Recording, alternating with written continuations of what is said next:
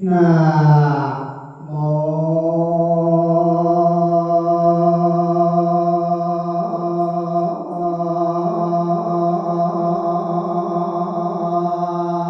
ตั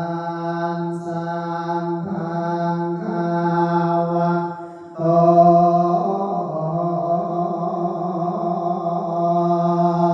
อะระหะโตสัมมาสัมพุทธัสสะนะโมตัสสะภะคะวะโต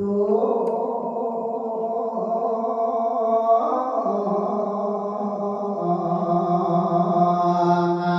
ระหะโตสัมมาสัมพุทธัสสะนะโมตัสสะภะคะวะโต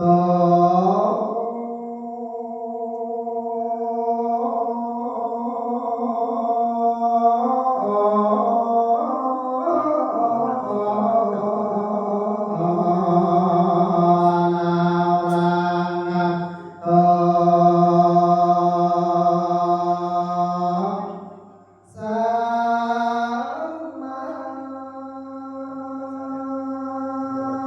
นั่งเลยนะนั่งเลยนั่งลงนั่งลง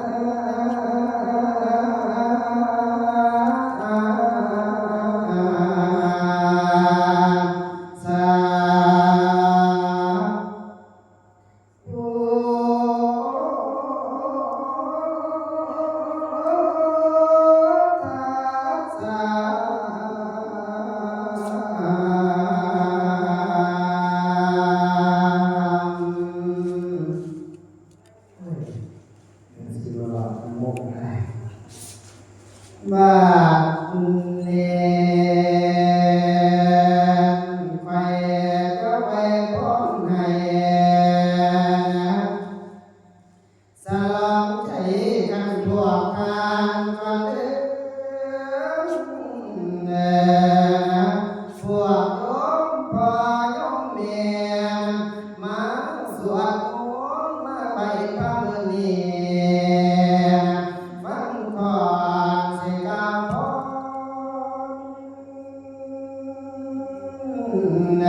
โอ้ยพ่อแม่จะได้ทุกอย่างพอเดือดทางสาธารมาจากการทำบุญให้สมควรสมให้บุญสูงเจ้า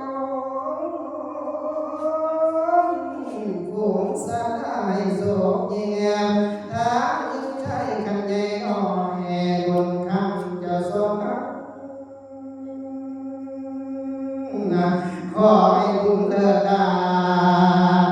น้ำทรงสาอยู่ทรงกับคำพ้นจันได้มาเบิกเกียรติได้ฟังเสียงเขานี้ให้สุขดีเลิศทางพวกคำบุญจากกันสลาพันบาทเดียให้เมื่อฟ้าสู่สวรรค์เดินพอเดินผู้พวกนั้นที่มาวันทำบุญให้พากันมีสุขสุขคนจนสิ้นพอมากินตังสาบ้านคุณในหนุนสองอันนี้สองได้สองไห้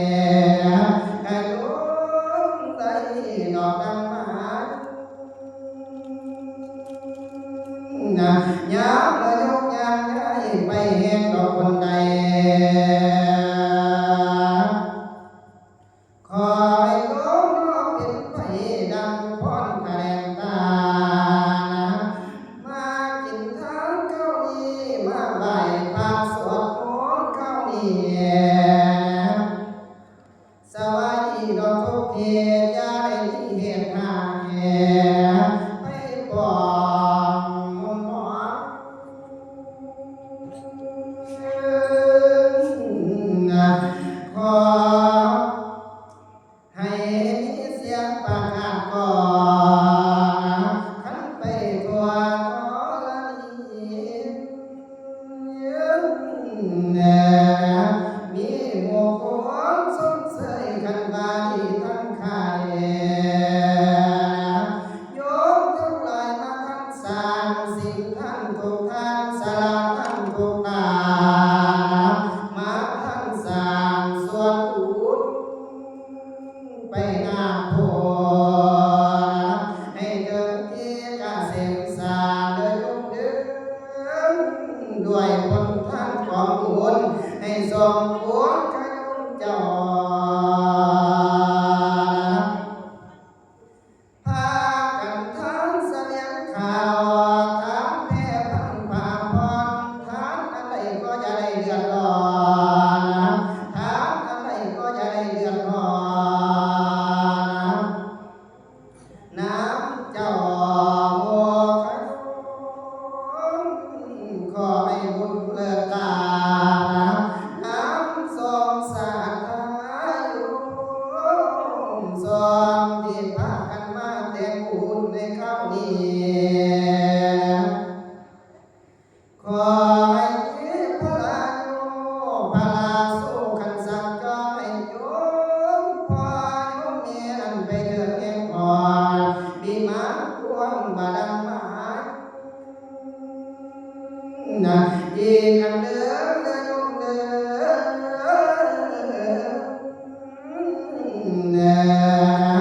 ขอให้ปราศจากกันสิ่งร้ายผู้โง่พยามารโยมมาท่านเดียวใดให้เล่นบุญกันนนคาโยมฟังธรรมฟังแลกระแสธรรมให้โยมสมาโยมฟังเทศฟังธรรมให้บุญน้ำทรงเจ้ากันนำเข้าสู่นะด้วยผลทางแก้วแนวได้กุศลญาณทั้งสตัมบาปียาเมื่อนายบุญเรืองนะทั้งเสียงทั้งเขาทั้งปัจจัยทุกทางขอให้บุญสาธุจงเจริญขันธ์ตัวหนา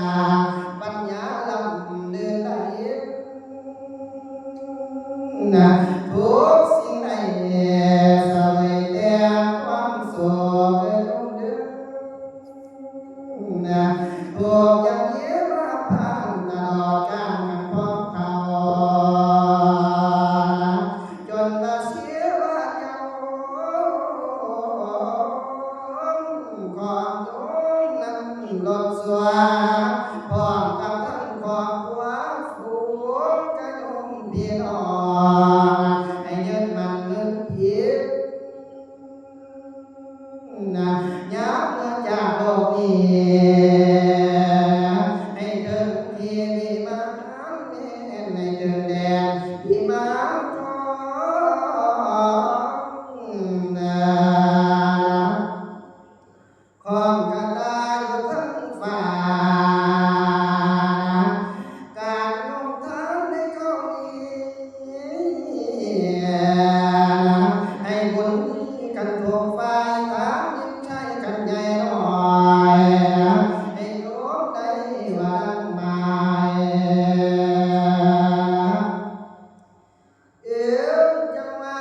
นอนดาบให้เจ้าได้เงินพันเด้อแม่เด้อนอนฝันให้เจ้าได้เงินเดินนอนตื่นให้เจ้าได้เงินด่านออกจากบ้า